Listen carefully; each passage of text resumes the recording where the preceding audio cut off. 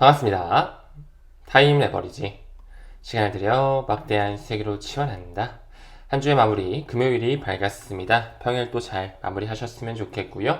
정직, 성실, 겸손, 조심 다지면서 또 오늘도 함께 꾸준하게 성장해 보시죠.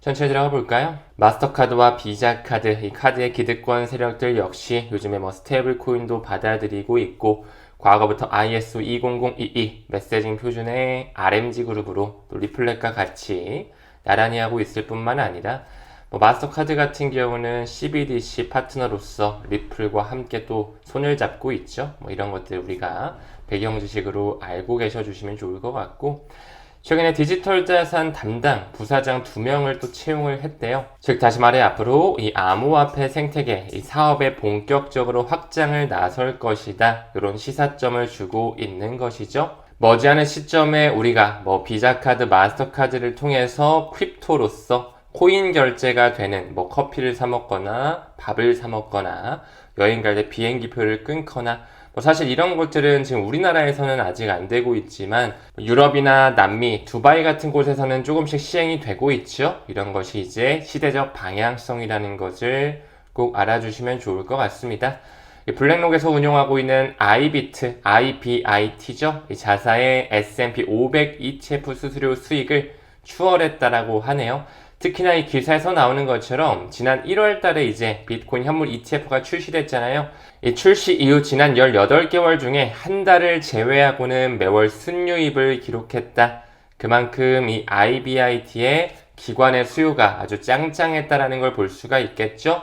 최근에 비트코인 ETF 플로우 탭을 미뤄보더라도 이 IBIT, 블랙록에서 운용하는 펀드 상품에는 항상 빨간색이 아닌 검은색 순유입을 보여주고 있었다라는 거, 이 그래프만 미루어 보더라도 블랙록이 지탱하고 있는 비트코인 현물 ETF의 포션 자체 굉장히 크다라는 걸 알 수가 있습니다.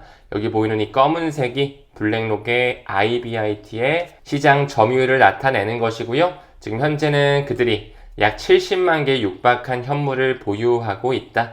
이제 조만간 또 블랙록이 70만 개 이상 ETF로서 현물을 가지고 있다라고 하는 기사도 충분히 나올 수가 있겠죠.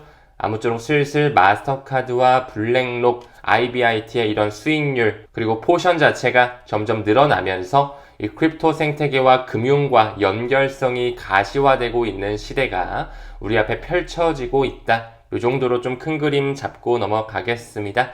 우리 DCG그룹의 자회사죠. 암호화폐 최대 신탁사인 그레이스케일, 최근에 디지털 라지캡 펀드 ETF로의 전환 신청을 했었고 SEC에서 승인을 했죠. 승인을 했는데 어제 나왔던 기사죠. ETF 전환은 아직까지는 좀 보류가 되는 상황이다.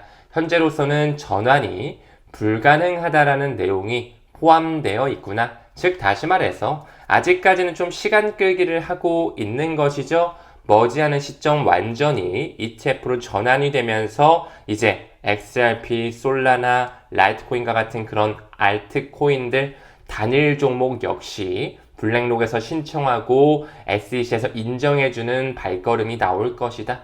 아직까지는 이 기준을 정립하려는 과정에 있다. 시기에 저울질을 하는 과정, 마지막 우리가 매집할 수 있는 싼 가격에 매집할 수 있는 기회라고 좀 봐주시면 좋을 것 같고요. 결국에는 그들의 의도에 맞게 이런 친구들, 디지털 라지캡 펀드 5가지 있었죠. 도널드 트럼프가 딱 크립토 서밋에서 말했던 5가지의 암호화폐 비축 가능성이 있는 친구들, 오늘 또 이 친구에 대해서도 언급을 드려야 되겠죠. 아무쪼록 천천히 잘 모아갔으면 좋겠습니다. 여전히 SEC는 좀 시간 끌기를 하고 있지만 최근에 인준 절차를 마치고 임기를 시작한 폴 애킨스 같은 경우 본인은 이 주식 토큰화를 통해 사모펀드 접근성을 높일 거야. 이 토크나이제이션은 하나의 혁신이라고 하면서 나는 트랜스파런트, 투명성 있는 시대, 그 마켓을 만들어 갈 거야. 본인의 의지를 확고히 하고 있죠. 이런 것만 보더라도 아직까진 좀 시간 끌기겠지만 결국에는 이더리움 현물 ETF에도 스테이킹이 편입되는 움직임, 또한 비트코인과 이더리움에 대한 현물 ETF 상환할 때 달러가 아닌 현물로도 상환되는 움직임 반드시 나오면서 이 트랜스파런트, 투명성이 제고되는 시대 반드시 나올 것이라 생각을 하고 있습니다.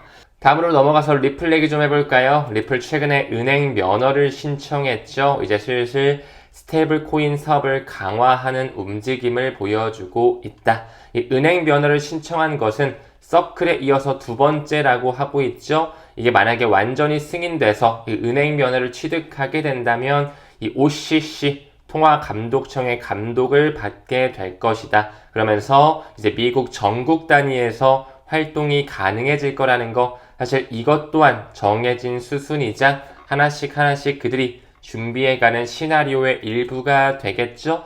방금 언급드린 것처럼 서클에 이어 두 번째, 서클 같은 경우 7월 초가 되자마자 미국의 신탁은행 설립 인가를 또 신청한 바 있었죠. 이게 승인이 된다라고 하면 이제 서클 자체에서 디지털 자산 수탁 서비스까지 제공이 가능하다라는 거, 여기 나오는 것처럼 지니어스 액트 법안 역시 빠르면 7월, 늦어도 8월 안쪽으로는 트럼프의 서명까지 완전히 통과가 될 텐데, 그의 일환으로 USDC와 RLUSD 둘 다 매우 확장 국면으로 넘어갈 것이다 라고 생각을 하고, 여기 보니까 뭐 리플과 서클과 경쟁한다 이런 말이 나오고 있는데, 사실 경쟁한다라는 것엔 좀 어폐가 있죠. 정말 경쟁을 하는 거였으면 서클에서 찍어낸 USDC의 리플 원장을 인정하지 않았겠죠. 결국에 그들이 약 6월 중순경에 XRP 레저로도 확장을 시켰고, 이미 우리는 서클의 공식 홈페이지에 미루어 보았을 때도 리플 원장의 마크가 있는 걸 확인했기 때문에 경쟁 관계가 아니라는 걸 알 수가 있습니다. RLUSD가 활성화될수록, 또한 서클의 USDC가 리플 원장에 주조되면서 활성화될수록 XRP의 소강 메커니즘은 더 빠르게 작용한다라는 거, 이 기사 조금 더 면밀하게 살펴보고 갈까요? 또한 리플이 발행하는 RLUSD는 현재 뉴욕 금융서비스청 이 NYDFS의 규제를 받고 있잖아요. 이제 이 은행 면허가 완전히 승인되면 OCC 감독도 함께 받게 될 것이다. 여기서 더 중요한 것은 리플사가 메타코 다음으로 인수했던 폴리사인의 자회사 기억하시죠? 스탠다드 커스터디 앤 트러스트, 이것을 통해서 연준의 마스터 계좌까지 신청을 했다라는 거, 이게 만약에 승인이 되면 이 RLUSD의 준비금이죠. 담보자산, 즉 달러를 연준에 이제 직접적으로 예치를 할 수 있게 된다라는 거, 또한 일반은행 영업시간 이외에도 이 스테이블 코인의 발행과 환매, RLUSD에 대한 확장성이 더욱 커질 수밖에 없겠죠? 이 신청은 미국 내에서 서클이든 리플이든 스테이블 코인 발행사들이 제도권 금융 시스템에 가까워지는 굉장히 중요한 이정표로 볼 수가 있습니다. XRP 본위제가 가능해질 수 있는 여러 가지 움직임들이 포착이 되고 있죠.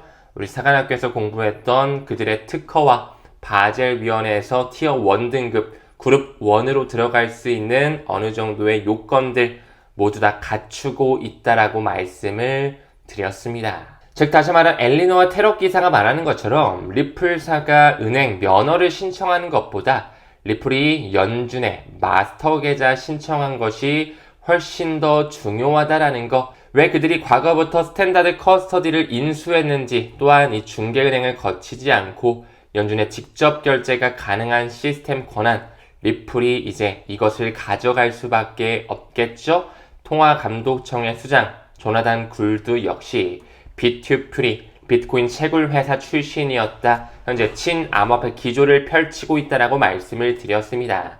은행 인가와 연준의 마스터 계좌의 완전한 승인, 이것 또한 우리가 긍정적으로 기다리면서 이 친구의 수량을 천천히 모아갔으면 좋겠네요.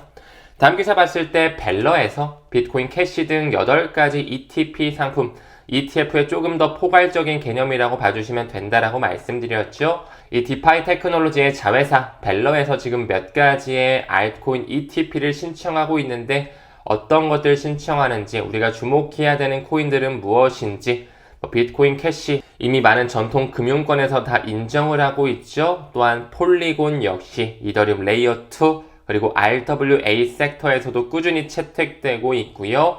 ISO 20021을 준수하고 있는 알고랜드라든지, 우리 사관학교에서 한번 깊게 공부했었죠. 저장소 섹터를 담당하는 대장격 파일코인 들어와 있고, 아비트럼까지도 좀 봐주셨으면 좋겠습니다. 이런 친구들 점점 ETP 상품들이 준비가 되어지고 있다. 중장기적인 비전으로 같이 투자하실 때 포트폴리오 분산하기에 적합하다라고 말씀드리고 싶고요. 다음 기사 봤을 때 벨기에 최대은행 KBC가 나오네요. 올 가을에 암호화폐 투자 서비스 계획을 출시하고 있다. 이제 이 벨기에에서도 개인 투자자들에게 암호화폐 서비스를 제공하게 될 것이다. KBC가 움직이고 있는데 사실 여기 나오는 벨기에 최대은행 KBC 같은 경우는 리플과 뗄래야 뗄 수가 없는 회사이자 과거부터 파일럿 테스트를 함께 하고 있었다라는 거 알고 계실까요? 이 벨기에에 기반을 둔 KBC뱅크는 과거부터 피나스트라의 도움을 받으면서 즉각적인 결제가 가능하게끔 움직임을 가지고 있었고, 이 피나스트라는 영국을 기반으로 한 금융 솔루션 회사이죠. 리플의 기술력을 탑재하고 있다라는 거, 유착관계 연결고리만 보더라도 우리는 리플의 영향력을 충분히 느낄 수가 있습니다. 과거 2021년서부터 이 KBC은행, 벨기에 최대은행은 리보 전환을 위해서, 그때 리보는 전세계 금융시장의 대표적인 단기 기준 금리로서 쓰였죠. 하지만 2013년 6월 완전히 폐지되면서 이 SOFR, 미국 담보부 이길금리로 완전히 전면 대체가 됐는데, 그 당시 리보 전환을 위해서도 이 피나스트라의 기술력을 선택했다. 하지만 피나스트라의 뒷배를 봤을 때 이미 리플 네트워크가 탑재되어 있고 인스턴트 페이먼트, 즉각적인 결제가 쉽고 빠르게 가능해지게끔 연결성이 가시권에 들어와 있었다라는 거. 또한 방금 언급드렸던 KBC 같은 경우는 우리가 잘 알고 있는 푸날리티, 자금을 조달하는 부분에 있어서 볼드만삭스, BNP 파리바와 함께 어깨를 나란히 하고 있었다라는 거. 플러스 알파, 우리 사관학교 공지방에서 공유를 드렸죠. 그 IMF의 기밀 분석을 미루어 보더라도 여기 나와 있는 금권 세력들이 리플과 초기부터 시범 테스트를 하고 있었다라는 거, 이 푸날리티의 개념 또한 잘 복습하시길 바라겠습니다. 지금 현재 구독자 10만 기념으로 투자사관학교 일주일 무료 체험권이 진행되고 있으니까 고정 댓글 확인하셔가지고 여러분들 어제 그제 진행했던 라이브 꼭 한 번씩 챙겨보셨으면 좋겠습니다. 우리가 XRP의 투자함에 있어 매우 중요한 내용들을 다루고 있어요. 다음 기사 봤을 때 최근에 머니 서플라이가 다시 한번 최고치를 경신하면서 비트코인의 후행으로 따라가는 듯한 모습을 보여주고 있다. 올해 3분기, 4분기, 하반기에 17만 달러 정도를 전망하고 있다. 2억 원이 훌쩍 넘을 수 있다라는 전망이죠. 가격적인 부분은 좀 참고만 해주시고요. 상반기 워낙 지지부진했기 때문에 하반기에는 우리가 기대할 수 있는 흐름 충분히 나올 수 있을 거라 생각을 합니다. 한 분석에서는 8월, 9월 정도에는 13만 달러 정도 갈 것이다. 조금은 보수적으로도 예측하고 있는데 어디까지 오를지는 아무도 알 수가 없겠죠. 언제 오르냐, 어디까지 오르냐, 그 부분은 신의 영역이기 때문에 우리가 확신하는 암호화폐들 꾸준하게 이런 우리 구독자님처럼 이번 달에도 1,500개 겟했다. 한 달에 500개, 300개, 1000개 이런 식으로 수량에 집중해 주셨으면 좋겠습니다. 어떤 구독자님께서는 드디어 100만 개를 모았다 이런 얘기까지 해주시네요. 이 100만 개를 모으는 데까지 3년 정도의 시간이 걸렸다고 해요. 정말 그 정도의 확신이 있으시기 때문에 그만큼 시간을 들이실 수 있으셨을 것이고 DCA가 가능했겠죠? 이제는 마음 편히 기다리시면서 부의 반열로 가시는 시간 잘 준비하시길 바라겠습니다. 오늘 영상은 여기까지 마무리하고요. 투자사관학교 일주일 체험권 꼭 신청하셔가지고 혜택 누리시길 바라겠습니다. 우리는 모든 면에서 점점 더 좋아지고 있습니다. 감사합니다. 성투합시다.